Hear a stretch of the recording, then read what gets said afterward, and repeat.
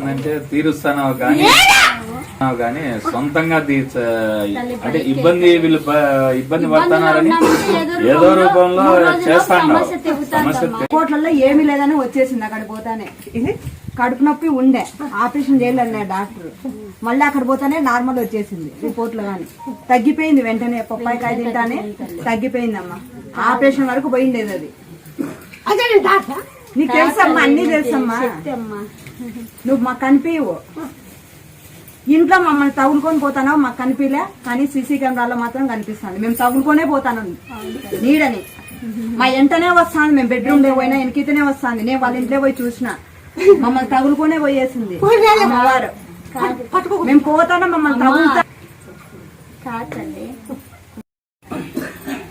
Lockdown లో మొత్తం లాసే ఉండే 34 లక్షలు. ఇల్లు కూడా లేకుండే, ఇల్లు మెచ్చాను. ఇట్లనే ఒక పర్సన్